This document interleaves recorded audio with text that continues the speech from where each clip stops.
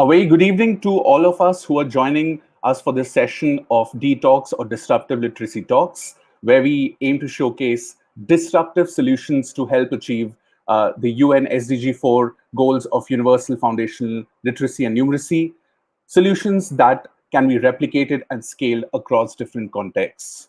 In this very special session, we shift our focus away from literacy in India and zoom out to look at how COVID-19 associated impacts have also impacted maybe the commitments to SDG 4, achieving them by 2030 at the international level, and what solutions have been successfully implemented in different parts of the world that can maybe replicated in India as well as this side of the world. Our speaker today is a globally renowned thinker, writer, educationist, and a policymaker. One of the most respected educators and school turnaround experts in the United States. He's a leading figure and advocate for access, equity, and quality of education, especially for the under-reserved sections and communities in the United States.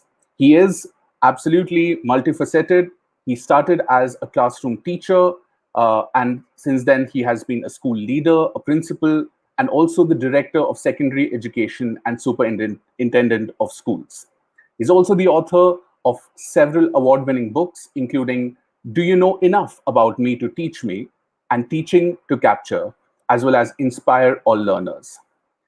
Presently, he is the CEO and president of the education consulting organization Peters Group, and the mission of the organization is dedicated to creating and sustaining success in schools. Many of you would know him as someone who's been featured for his work in the Oprah Winfrey Show, and BBC has created an award-winning documentary, An American High School, which is also being featured on the National Geographic Channel. And among the long list of accomplishments, he is also the president of the board of directors for the International Literacy Association. With this, it's our absolute honor and privilege to have Dr. Stephen Peters. Dr. Peters, thank you so much for your very valuable time. I know it's early morning in the US, it's evening here. So thank you so much for being here so early for us. You're so welcome. So good evening to you, morning to me. It gives me great pleasure and honor to be with you, to talk about something so important.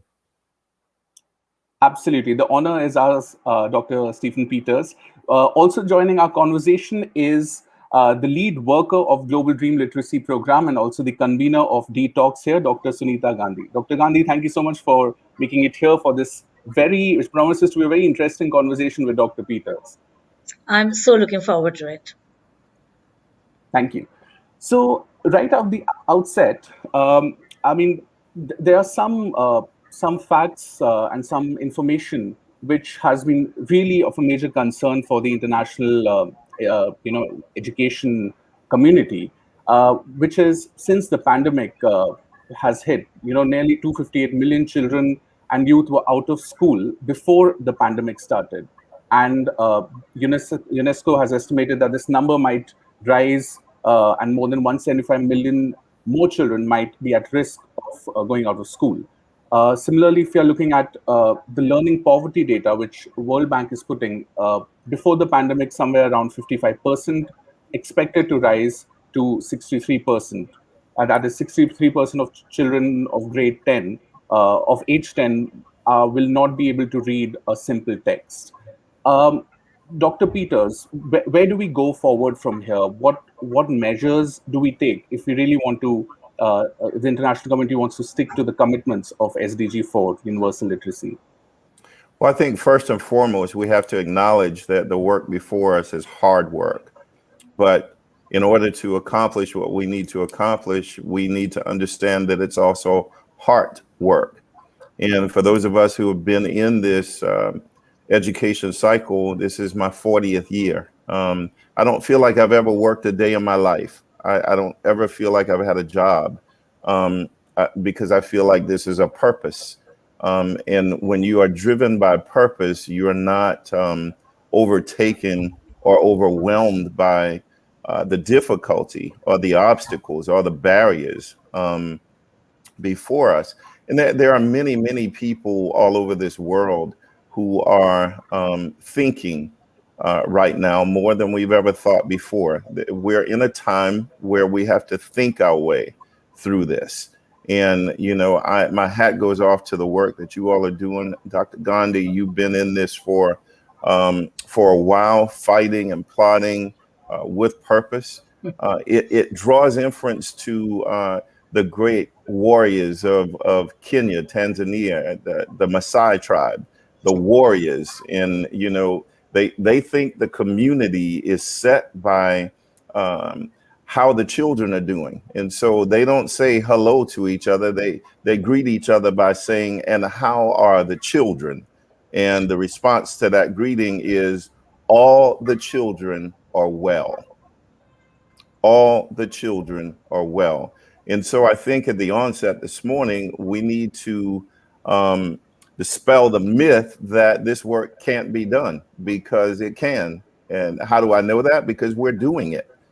There are people doing this work all over this world, and you know, they should be commended. There should be validation and affirmation for the work that they're doing. And one of the reasons I'm joining you this morning so early from the United States is the fact that I believe in the work that you're doing, and I want to support it. As president of the board of directors for the International Literacy Association, we stand firm on the fact that we acknowledge that poverty is the enemy of education everywhere, but literacy is the vaccine for poverty. And so we join you in this fight, and we also stand ready to assist in any way we can to create the awareness that it's unacceptable for any child anywhere in this world to not be able to read, because if they can't read, the scope is limited in terms of their future opportunities. Before we can assemble new systems of operation, policies that are aligned to those systems, we must dismantle old systems before we implement or initiate new systems.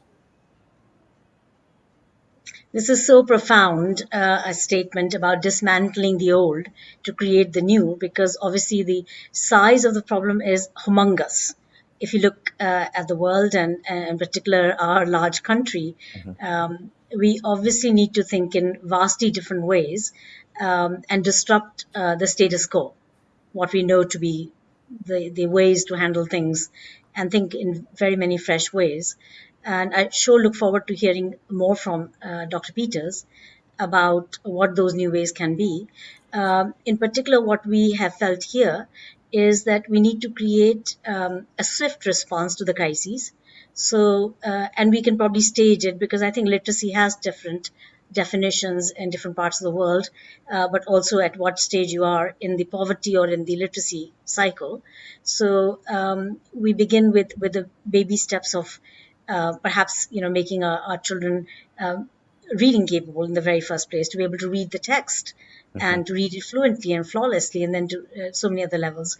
But one of the things that will help in scaling up, at least what we have felt here, is the need for swift measures, not just in terms of action that's being swift, but also the materials for teaching and learning and the methodologies for teaching should be swift, low cost or zero cost, and therefore highly replicable and scalable.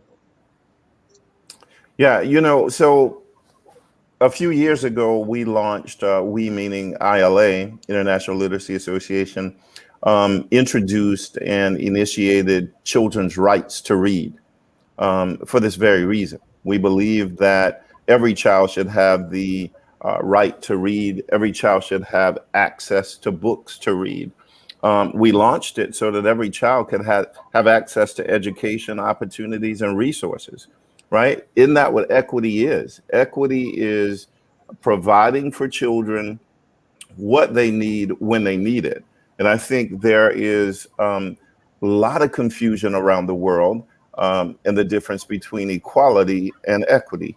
Equality means that every child has a pair of shoes. Equity means that every child has a pair of shoes that fit, right? They're not walking around in shoes that are too small or too big, but um, we need to understand the complexity of the problems that we're dealing with globally. And then we have an opportunity and a responsibility to simplify that complexity with talks like these. We have to continue to be in front of people, convincing them of the importance of the fact that literacy is an opportunity for our children to live better lives everywhere. My life is a living example of what literacy can do. I was fortunate enough to have parents to push me to read. I didn't enjoy it when I was coming up. I didn't understand the importance of it, but I later learned when I didn't make it into the National Basketball Association as a college athlete. My roommate his dream and aspiration was to be a principal because he was really impacted. His life was impacted as a child by his high school principal. And his father was not present in his life. And so he wanted to emulate this man who was his role model. And my dream was to be an NBA basketball player. And we played 4 years in college together. He became the NBA basketball player and I became the principal. So our lives really were separated. I learned through my experiences with countless children the importance of literacy and how it could change the trajectory of one's life.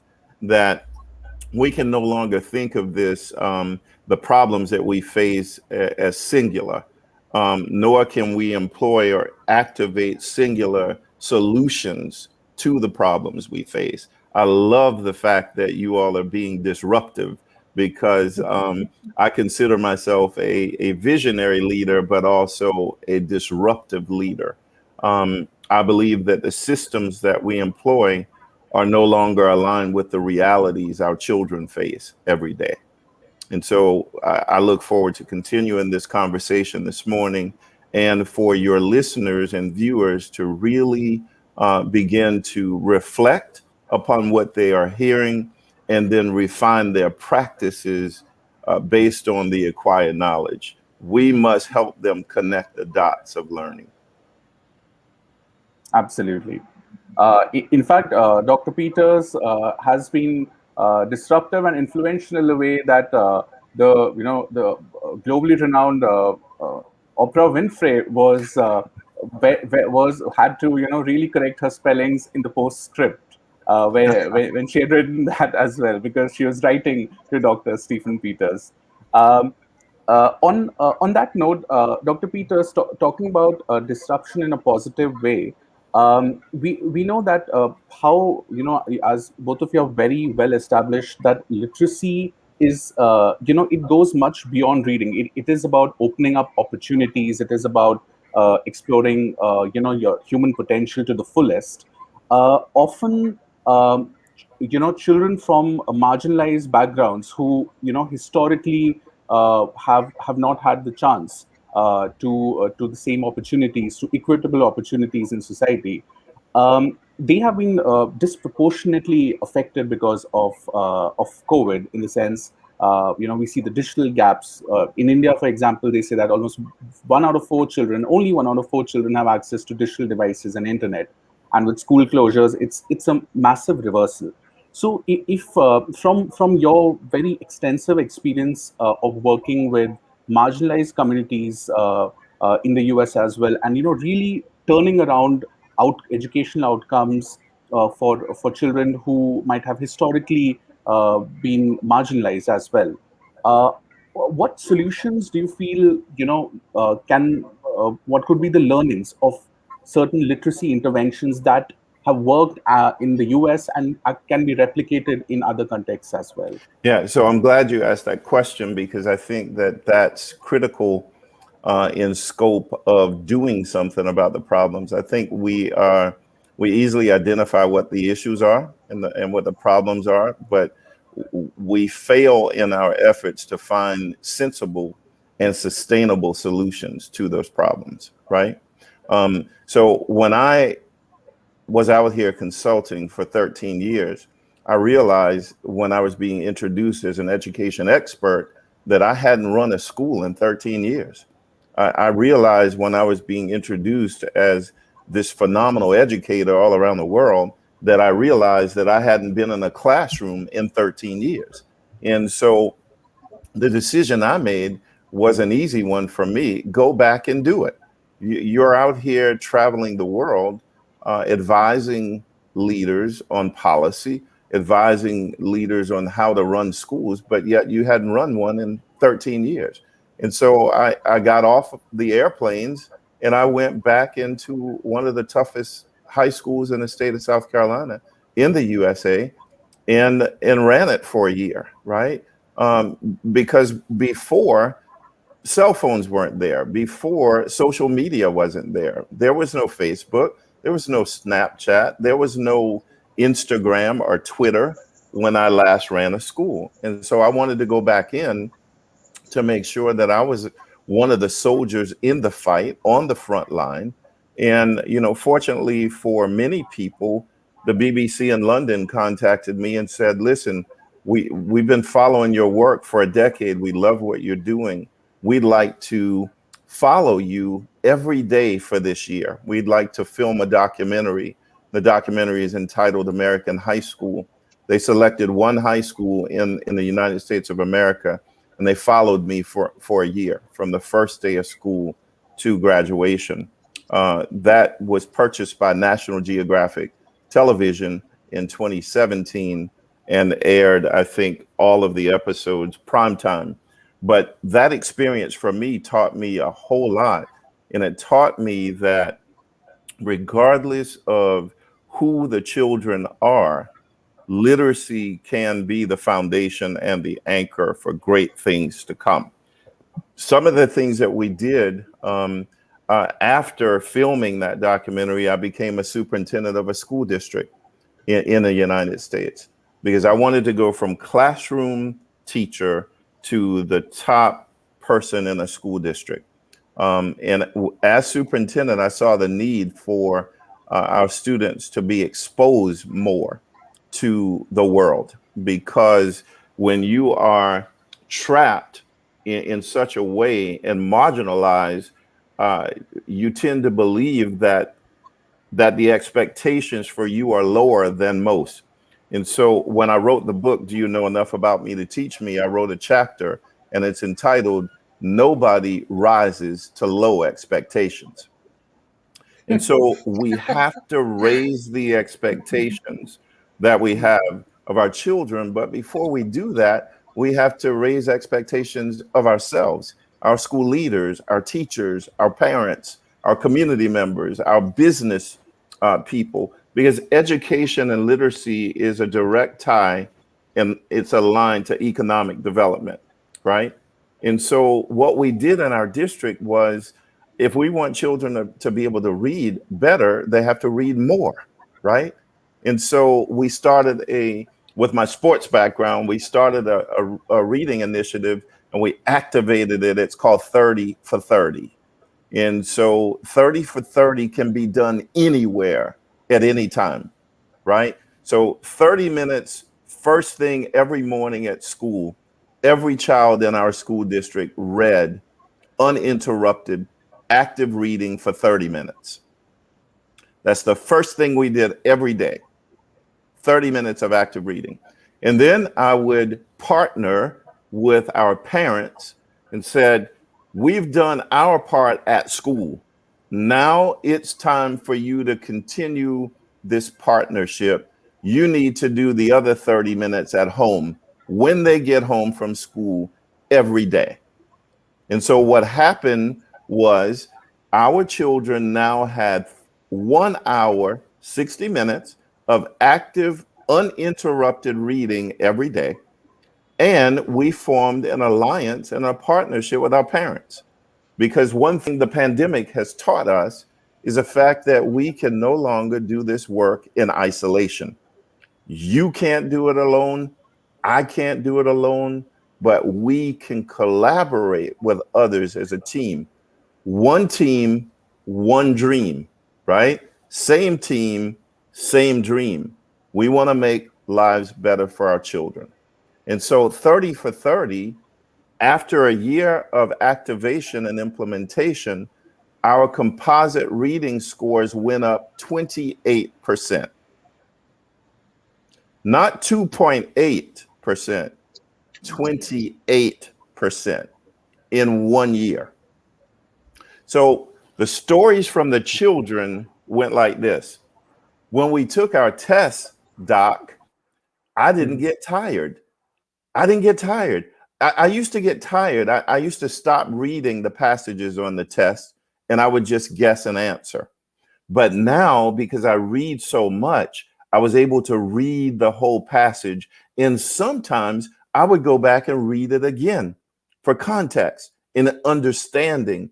And then I would appropriately select my answer, right? And so now that children had reading stamina, they didn't get tired from reading because they did it every day. And then they were able to select a more appropriate answer that was aligned with intellectual curiosity. And then it spurred the confidence of our children. You could see their shoulders go back. You could see their chins come up. They were proud of the accomplishments that they made on their efforts, and their parents too. That partnership expanded. And so one other idea, in addition to 30 for 30, was the fact that we had reading under the stars on our football stadium on Friday nights. We would turn all the lights on the football stadium as if we were having a football game.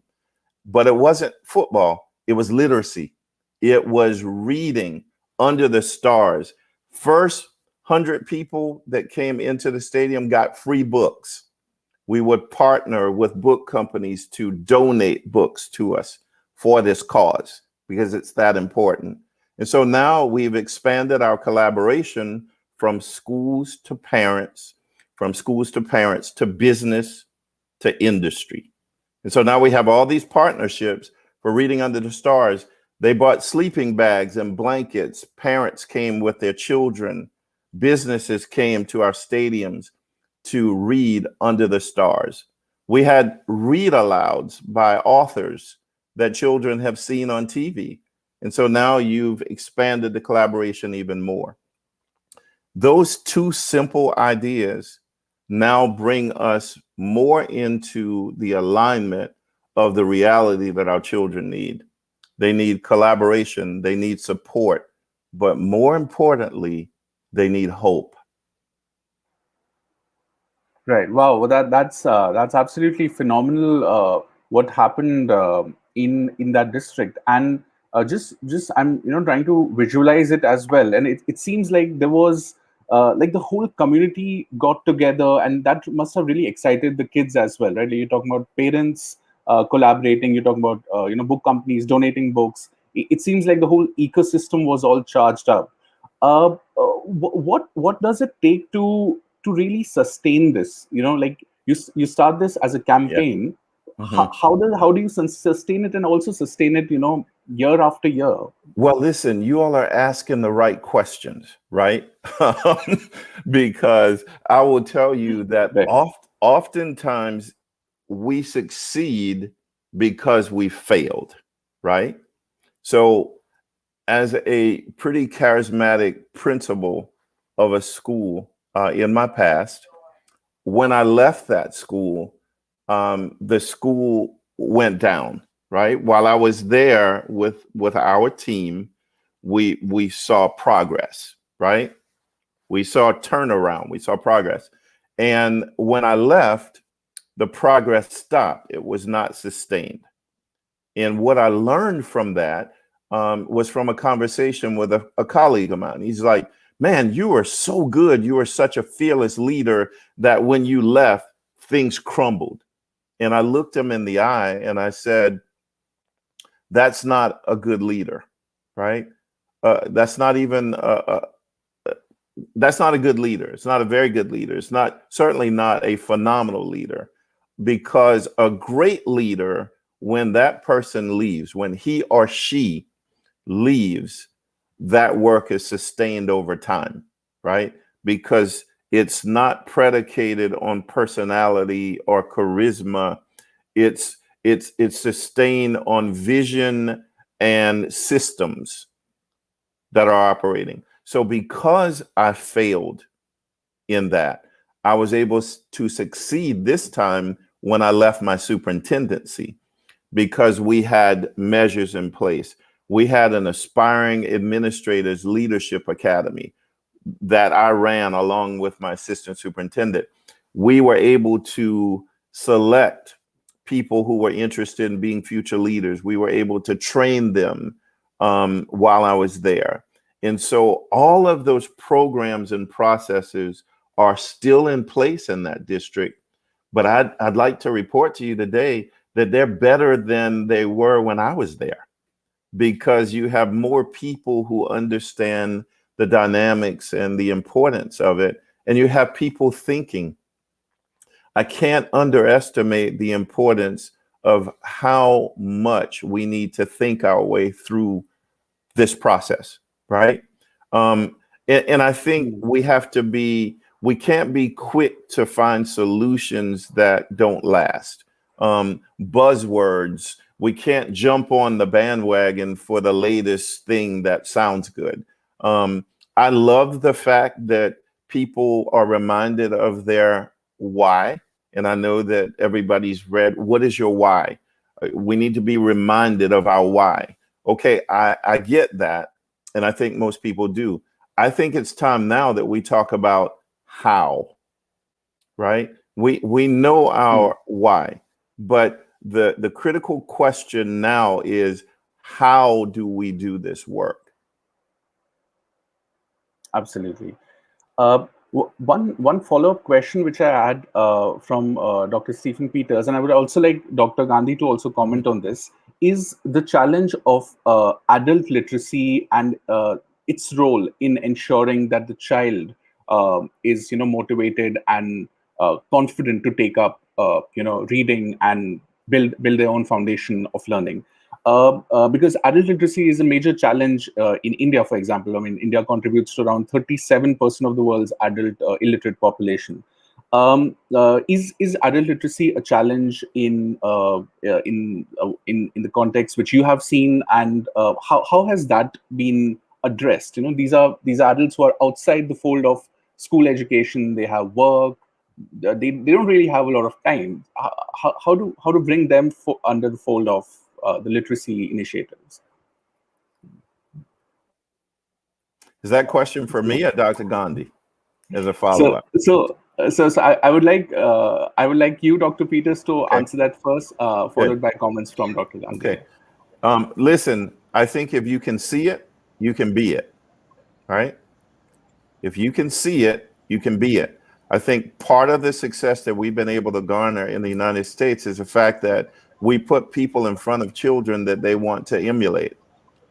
They are inspired by the people that are in front of them every day. They look forward to getting up in the morning and returning to a place where these people reside and present themselves. But I wrote something down this morning. I want to share this with you because it's important. I wrote that schools should deliver a service to children rather than be a place they are sent, right? Schools represent more than buildings, brick and mortar. Schools represent a place where children meet adults who capture them, who inspire them, and then teach them, right? Those are 3 simple critical steps that don't cost any money anywhere. Capture is, why should you learn, right? Why is it important that you learn about literacy? Inspire is, why should you learn from me? Why should you learn from me? And then when those 2 steps are completed, a magic happens, because that's when children give you permission to teach them. That's how powerful today's generation is. No longer do we go to school and just learn from teachers because our parents said go to school and learn. It's deeper than that. We have to have dynamic people Good is no longer good enough. We need great. We need great just to survive. Good is no longer good enough. And so when you ask the question about adult literacy and its place, I would say to you that it's critical that children have adults in their lives who model the importance of literacy. And literacy is more than reading, like you said earlier. Literacy is understanding the world around you and how you communicate. It's more of being able to connect the dots of what you hear, what you see, what you read, and then determining what to do with that acquired knowledge. That, my friends, is the magic. When children can connect those dots and then determine what to do with the acquired knowledge, then we have the possibilities that are endless. The issues that we have can't be solved with a singular solution. We have to have a multitude of pathways for children because we are all so different, right? But my colleague, Dr. Veretta Hammond, puts it best. She states, and I quote, that historically we have underdeveloped the cognitive skills of underrepresented children. And further, and get this, because this is the kicker. This is what got me when I heard her say this and write it in her book. We have underdeveloped the cognitive skills of our diverse learners and undermine their abilities to be intellectual scholars. Let that sink in for a moment. And then think about, see with your own eyes, the children in India that need somebody to tell them, you are so smart, like my teacher did in the 7th grade. She used to come by my desk and say, you are so smart. And what it made me do was think that that basketball that I had in my hand that I used to dribble around all day long was not a singular solution to moving my family from being the youngest of 6 children to now having 7 grandchildren, one of which just graduated a few weeks ago with a high school diploma and a 2-year college associate's degree, and he just turned 16 last November. An African-American male who graduated #1 in his class, valedictorian, at 16 years of age with a high school diploma and a 2-year college associate's degree, who scored very high on the ACT, has full scholarships to all colleges that he would ever dream of going. And his life is set. The foundation is set. But what is the one thing that I can draw inference to in addition to his wonderful mother and parents, father and stepfather, right? This kid would take a walk. I would say, Amari, let's take a walk. And most children would go back in the house and get their cell phones. He would go back in the house and get a 400-page book. And while we're walking, he's got the book on his forearm, on the pages he's reading, and then he'd read what in between me having a conversation with him. 400 pages in 2 days. This kid has been reading since he was 2 years old, right? And so what happened at 2 has now facilitated itself, shown itself, manifested itself at 16 years of age, where he can take any class. But this kid was taking high school credit bearing classes in 7th and 8th grade, right? He finished high school in the 9th grade and finished 2 years of college in the 10th grade. And he's 16 years old, ready for college. And so I share that story not because he is my grandson, because I've got countless other stories about underrepresented children who are performing way beyond the expectations, and some beyond the expectations of their teachers. When we say that nobody rises to low expectations, that is so true in many measures. And we have to stop that. We have to disrupt that cycle of low expectations for our children. because when we say all children, we can't just verbalize that and say it. We have to mean it. We have to think it. We have to feel it, that all children are smart. It's like my teacher would say to me in the 7th grade, all children are gifted, right? All children are gifted. And the children that we are experiencing today are gifted in more areas than we were gifted in when we were coming up. They have multiple gifts, but those gifts don't matter unless they are accessed and activated. And the work that you're doing will help them access those gifts and activate them to ensure success in multiple pathways in their lives. The work that you're doing right now will change the trajectory of children's lives in the future. And granted, the problems that we are facing right now will never be solved by our generation. They'll be solved by generations to come. Yes, we expect so little, Dr. Peters, of our children, of human potential, and obviously the expectations being lower, the accomplishment is likewise. And one of the things that I've been researching in the UK, Iceland, and India is the whole idea of ipsative, which is the theory of comparing with self rather than comparing with others. And I feel one of the most important problems with education is that it's founded on the old notions of competition with the other. And I think a lot of evil that comes out of it is evident in terms of lack of unity in the world, lack of peace, the poverty, everything. One has to be above the other. And why? Why not collaborative frameworks? And so I think the foundation on which we are working in education has to be closely examined. And as you said, has to be disruptive. We have to come up with disruptive solutions on things that are dramatically different to the status quo.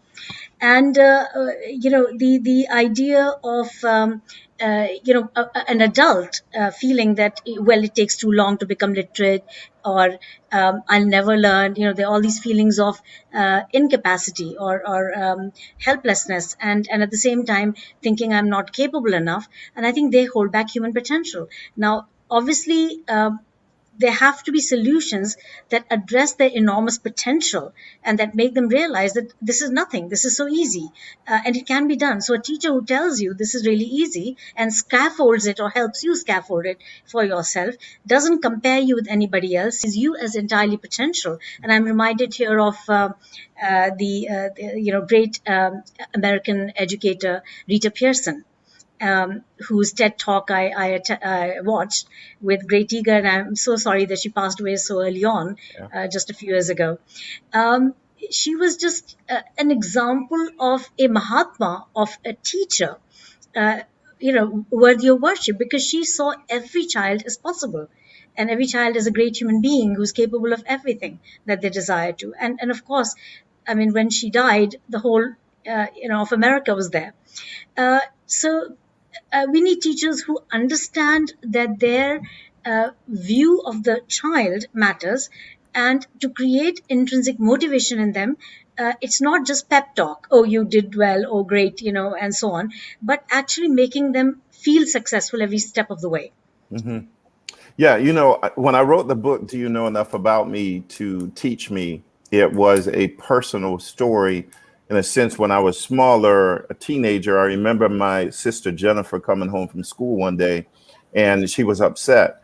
And both my sisters, who are twins, are tough. I mean, they're just smart and tough. And I'd never seen her cry before. And she came home from school, and she was upset because one of her guidance counselors at school read her essay about going to college, about having dreams and aspirations of going to college and being this professional woman in the world and helping to change the world. And she was discouraged by the response that she got from her high school guidance counselor.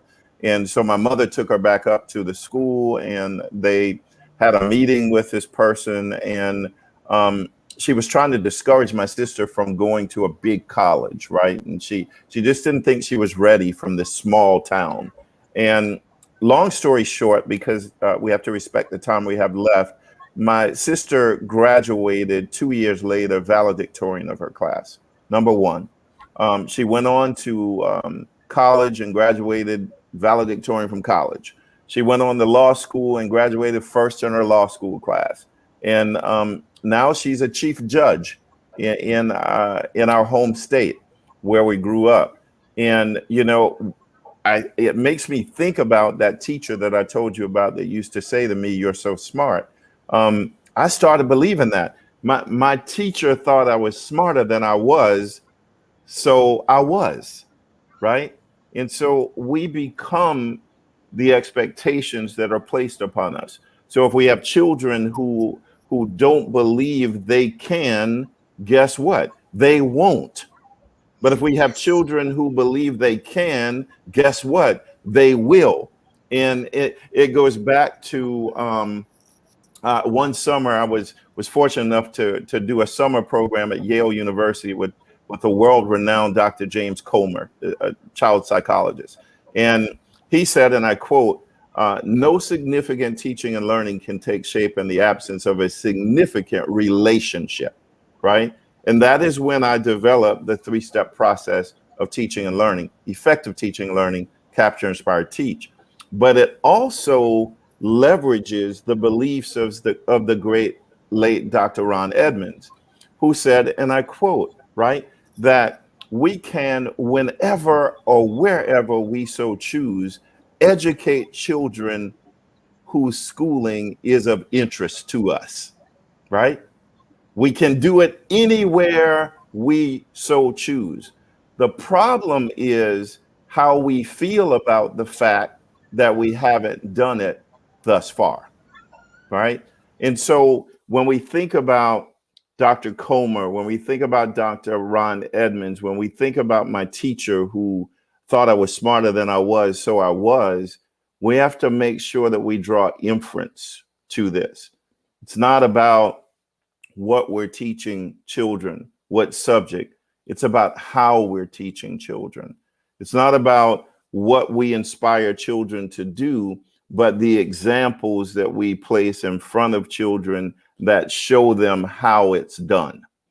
And lastly, for me, I truly believe that literacy is the umbrella that stops the rain from touching you.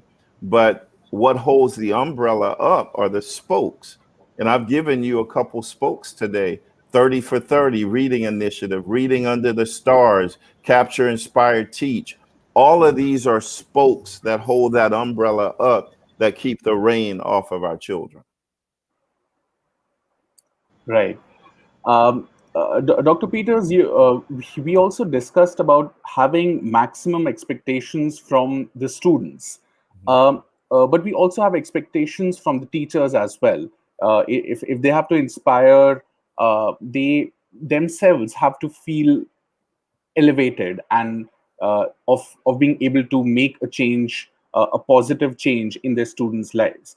Um, what would you say to young people who are aspiring teachers and who might be slightly pessimistic, slightly bogged down by the great challenges of literacy which the world has, especially in the post pandemic world?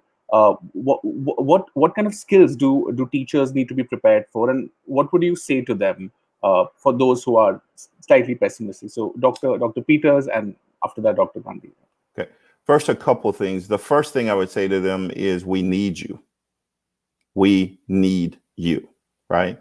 The second would be that teaching is the greatest profession that ever was or ever will be. Everybody who becomes somebody had a teacher, right? Thirdly, I would state that teachers are our true global heroes. Teachers are our heroes. I think the pandemic ushered in a time where parents truly gained a renewed appreciation for our teachers, because they found themselves having to teach in their own homes, have to have the patience, right? And the persistence and the resilience, all those things that that our teachers do on a daily basis.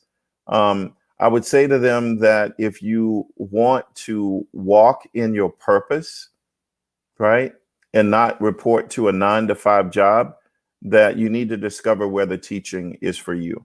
It is for me, regardless of being a superintendent, a best-selling author. If anybody says to me, "What do you do?" my response is, "I'm a teacher," right?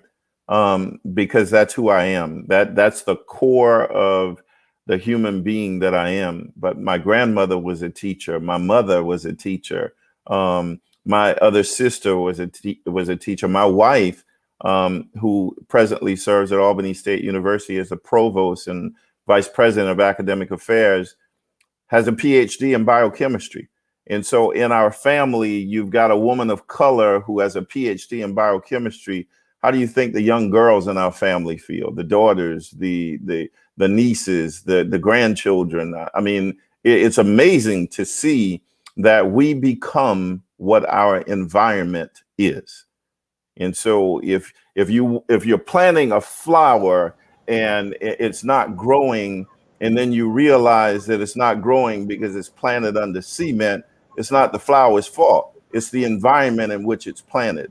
And so when we think in terms of what we do for children and how we do it, and how we attract the best and brightest into the profession, it is to expose them to people who are doing it the right way. And ladies and gentlemen, there are countless thousands of people who are doing it the right way. It is your job and your responsibility to expose others in India to those people. And you have a wonderful opportunity now in this virtual world. Because I doubt that I'd get on a plane right now and fly all the way to India, but you have me right here. I've got a shirt and a jacket on, but I've got my sweatpants on down below. Right? It just gives us an opportunity to meet each other, to be in each other's lives, and to make a positive impact on the world around us. What a wonderful opportunity we have here. I see it as a glass half full versus a glass half empty. We talked about learning loss during the pandemic. The question I have for you is it learning loss, LOSS, or is it learning lost, LOST? Because there are two ways we can look at it. I see this as a wonderful opportunity to pivot and to make education what it has the potential to be. I think this is a wonderful opportunity to change the landscape of public education by focusing on literacy as the anchor and foundation. So bang on. The adults who have become literate in our villages here, where we've done some work, have reported that suddenly they want their daughter-in-laws to read and become literate. Then they take more interest in their children's studies, and it's right close, and we teach them, we see all this happening. So one person becomes literate, it raises the aspirations of their entire family. They think far beyond. And something very interesting we've just recently started called name literacy, and that is where we help the person just read and write their name. And how difficult can that be? And it's like, wow, I mean, why didn't we think of this earlier? You can teach a person to write their name in, say, 1 hour or 2 hours maximum over a period of, let's say, 3 or 5 days. But it's so empowering. I mean, it's like, their whole sense of being belongs to that name. And suddenly they feel so empowered. They want to do the next and the next and the next. So it becomes a pull strategy. So we keep pushing literacy, saying, oh, do it. It's good for you. Maybe it won't take as long, just whatever. But they're not convinced. And the moment they learn to write their name, it's like, yeah, I think I can learn. I know so much. So that hitting that aspiration is so critical. So people need to have that inspiration and the aspiration, but how do you create that? And the context of children's sense of belonging, but beyond care and schooling and all that, that they need that sense of aspiration in the family, and people around them that are that they can look up to and say, okay, role models for them, and also therefore they get inspired to think in a different way, or go beyond mediocrity. It raises everyone's standards. There are 5 things that I've been discussing with my teachers about what it means to be an outstanding teacher, and I'd love to sort of see what you think of them. First one is to be a manager, of course, to manage things, and not so much to teach, but as to mentor. And so just say, theek hai, good, well done, but not really teach. Be an instructor as in the old model. Then to motivate, so create intrinsic motivation. What are the ways you create that motivation from within? So rather than extrinsic rewards or extrinsic praise or extrinsic whatever, of course that's nice, but you want to launch in the long term. And then the fourth thing is to be like a magician, and I think you alluded to that to some extent. So that's the fourth M, to be a magician. And fifth M, for lack of better words, we thought of the word Mahatma, a great soul. Somebody who's an exemplary person, at least in front of the children. So Yeah, those are 5. yeah, I love those, and all that you just shared. All of those qualities, I would call them, are marks of a great teacher, right? As a leader, people would say, well, how do you hire the best teachers? And then I would say to them that, you have to think about how children will feel around this person, right? I would rather be able to train a person on the content of what they teach, what subject. We can do that. We have professional development for that, but we can't train a person's heart. We can't train a person to love children, right?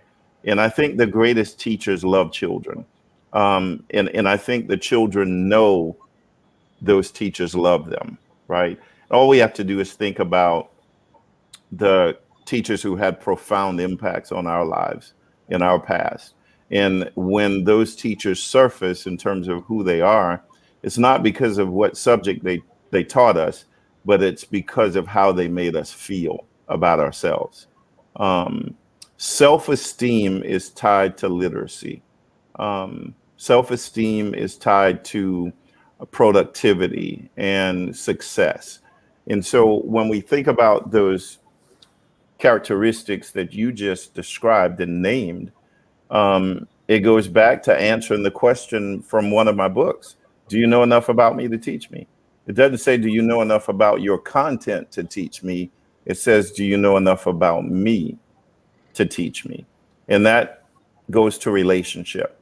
I think the greatest teachers establish and sustain the best relationships they can with their students, that their students look forward to learning from. They feel empowered, like you said. That's a powerful word, to be empowered. Empowerment leads to interdependency, right? Not codependency. And so we want to inspire a generation of children, of learners who see that learning is a lifetime journey. It's not a destination in which we ever arrive. It's not something that you put in a GPS system and make a right turn and you're 2 miles away from your destination. I get up every morning wanting to learn more. I am eager to know more, not for myself now, but for the world. And so I share my experience, strength, and hope with you all this morning as best I can, and hope that your listening audience and your viewing audience will be able to connect the dots to what they heard and saw this evening for you. And certainly just really want to thank you for the opportunity to represent the International Literacy Association Board of Directors. I want to encourage you all to become active members of our network, because now with the virtual world enhanced and giving us an opportunity to reach across the world, your being a part and member of the international community, literacy community, will benefit you and the children of India. And so I want to encourage you to look into that and to make that move in the very near future. If there's anything I can do to help facilitate that, please reach out to me, and I will definitely do my part on this end. Okay. Absolutely. So thank you so much, Dr. Stephen Yes. Peters, Yes. for this, for your very valuable time.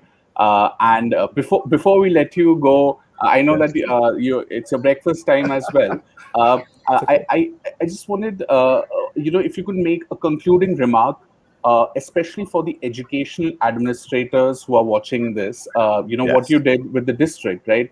Yes. There's a perception that education administrators are rigid and not very accessible. But what was that magic ingredient which really made you propel all the stakeholders as an administrator for the district? Yeah, thank you for asking that question, because I think that administrators set the tone, they set the culture. I think the culture in any community or school is shaped by the worst behavior the leader is willing to tolerate. Right? That's and I think that it needs to be very clear what that worst behavior is, and it needs to be communicated wholeheartedly to those who are working with the leader. And notice I said the word with. As a leader, nobody ever worked for me. And I think that matters. I think it sends the right message that we are on the same team, with the same dream. I think leaders should be facilitators, not dictators. I think that leaders should understand that the higher you climb in your career, the humbler you ought to be, because we need to remember and take the pulse of what it feels like to be the custodian or the bus driver or the teacher or the teacher's aide or the parent. We need to understand how to motivate people to motivate themselves, right? To have intrinsic motivation, that nobody needs to encourage them to do certain things for children, because they innately feel the desire within themselves to do so. The importance of leadership is to understand that leadership is simply influence. That's all it is. How we influence other people to do their work at the highest levels. And so it's heavy lifting now. This is a time where we are challenged as educational leaders to know what we are talking about, to know what we are doing, and to know how to do it. And I think the greatest measure of becoming a great leader is to learn with other great leaders. Um, my good partner, business partner, Dr. Mark Wilson, who is a former National Principal of the Year out of the state of Georgia, we are launching July 1st the Leadership School, which is a virtual platform. You can go to theleadershipschool.com and learn anything you want to know from the greatest leaders in the world on that platform. Our new book, it's entitled One, A Process for Everyone and Everyone. It's released on July 15th. It gives you the process of how to collaborate and draw these systems into one. Same team, same dream. We are excited about this work. As a matter of fact, I will have my own show on the Leadership School platform that starts July 13th at 7 p.m. Eastern Daylight Time. So please follow me on Twitter at Stephen G. Peters. I expect to have lots of new followers from India coming in today at Stephen G. Peters on the Twitter platform. But to the leaders who have the responsibility, the monstrous responsibility of influencing those to capture, inspire, and teach our children, know that the work can be done. Know that you can do it. And more importantly, nobody can do this work the way you can. Thank you all so much for this opportunity. I look forward to partnering with you in the near future. Okay, so my last statement would be that I want to join your leadership school. Absolutely. Thank you. Absolutely. TheLeadershipSchool.com. We look forward to having you. We really do. We'll definitely Absolutely. encourage more people to join Yes, and ma'am. spread the word as we can. We- We'll also be sharing your talk today on the social media circles, making smaller versions of it and pieces from it, and then floating it on the social media in India. Wonderful. Make sure you tag me on your Twitter social media platform. And I just so look forward to an expansive partnership with literacy at the center of our focus. All right. Continue to do great work. Continue to be great yourselves and make others around you great as well. Absolutely. Thank Thank you. you. Thank you so much, Dr. Stephen Peters, for very valuable time and insights. And to all our audience members, thank you for joining us. And tomorrow we'll continue with the series of detox. Thank you once again. Bye-bye. Thank you so much.